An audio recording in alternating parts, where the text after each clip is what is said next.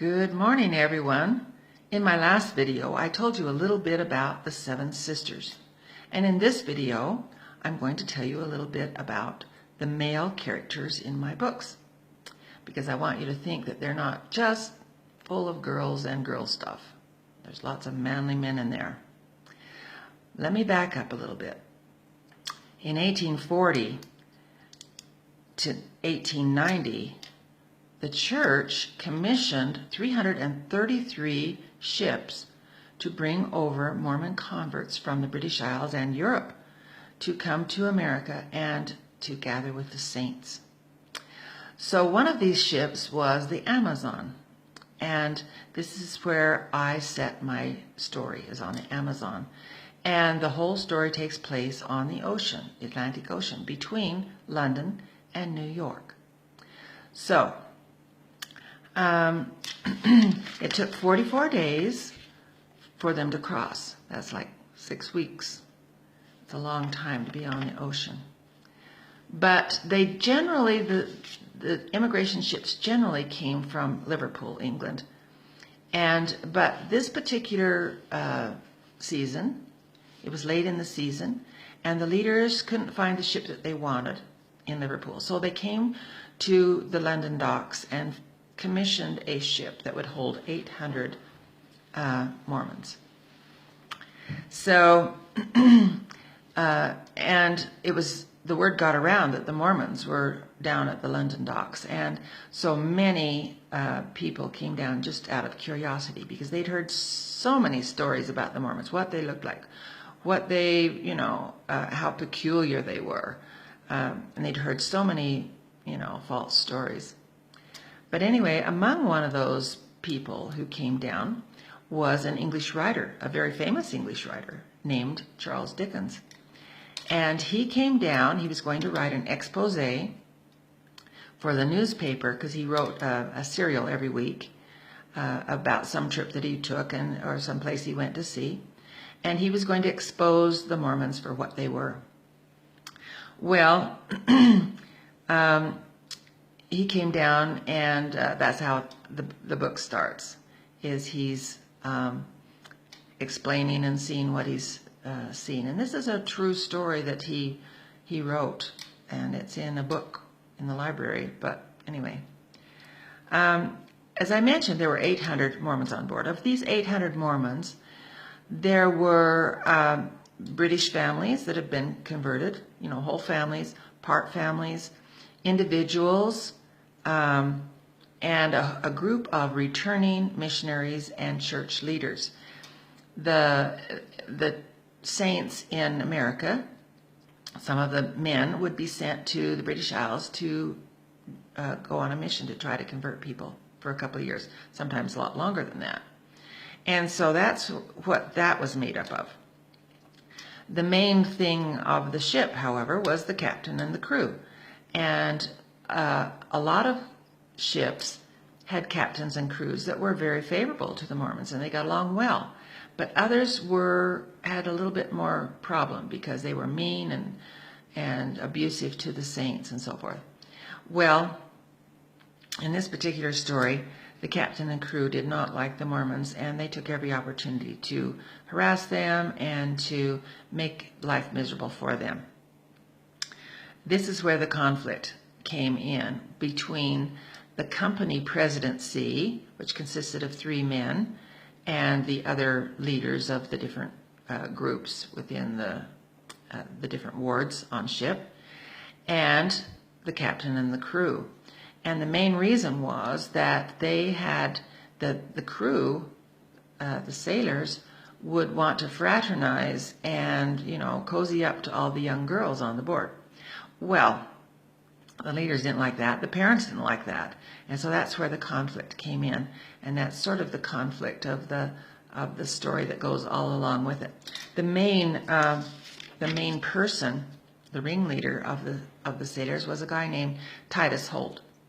Big guy, huge muscles, very menacing, dark circles under his eyes, and just scare the children and, leer at the young girls and just say whatever came out of his mouth. So he he caused a lot of trouble, and his shipmates idolized him. They thought he was just really something else, and they hung on his every word. Another sailor is named Alfie, and he takes a liking to one of the seven sisters named Lizzie Cornell. If you remember, she's the little street scamp from the London slums, and she is trying to get to America via the church, but she doesn't really like all these rules on board. And so when he pays attention to her, she pays attention right back. And before long, they plan to meet clandestinely on the top deck late at night, and that gets them into quite a little bit of trouble. Another sailor that is quite colorful is named Huntley. He's older. He's been on the ocean for 30 years, and he's a funny old guy, Irishman. And he comes in contact with the twins, and they have he likes to tease the twins, and they get along really well and have a lot of adventures together.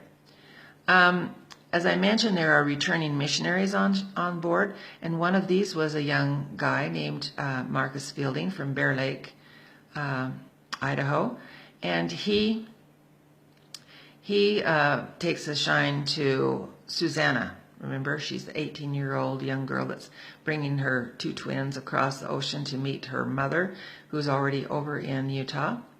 And he wants to court her, and he asks her permission, but she has promised her father that she would not allow any advances by anyone until she got to Utah, where she could have the practical advice of her mother. So anyway, there's that little scenario going on. Another prominent male character is a guy from England. He's a British convert. He's a musician, and he is very well musically inclined, and he's called to organize the choir on the board. They always perform for programs, and it gives them something to do, and everybody's always singing hymns and different songs, and he can arrange them, and he plays the violin. So he's quite an interesting little guy, and he's like only about 5'8", and balding and older. Well, he takes a shine to Lavinia. Remember, she's 6 feet tall, and so the two of them look like Mutt and Jeff. But when he finds out that she can sing, he invites her to be in the choir, and that's the beginning of some fun things that they do. And it also gives the other 6 sisters a opportunity to do a makeover on Lavinia, because she is such a proper and prim and dull clothes and dull hair, and so they soften her hair. They teach her how to dance, how to be sociable and get along, and that's kind of a fun little side story. Another character on the trip he's actually from Utah, and he came out to be a mission president out in the mission field, and he's on his way home. He has been made the bishop of the ward that the Seven Sisters are in, and he and Eleanor Wise, who is a midwife, both have a little bit of background in medicine, and so they work together with the injured people or the sick people on board, and that's what happens with them. And one more male in the story is a young boy. He's about the same age as the twins. His name is Matthew Geddes, and they have called him to be the trumpeter of the ship. So he plays the trumpet when they have a meeting, or when they need to go to bed, or when they assemble for different things. And he is always playing games with the twins and all the other children on board. He's very competitive, and so is Phoebe, and the two of them sort of are in a power struggle of who can be the best at different sports and different games and so forth. So there's a fun relationship there. So there's quite a few interesting male characters on board, and just realize that in the sequel, which I haven't talked about yet, it's a whole different situation, and we have new characters added there. I'll tell you about them in my next video. I just remind you that Mother's Day is coming up, and that if you bought both of my books, that would be a great Mother's Day, or for anything for the women.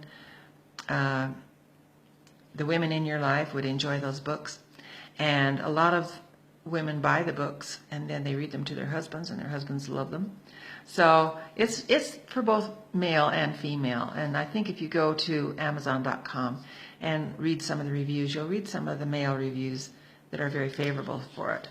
So I want you to also, there's another place you can check out on Facebook. It's called Seven Sisters, The Voyage, and Overland Trek, and that will give you more details about that. So anyway, that's my video for today, and I hope you enjoyed it, and over and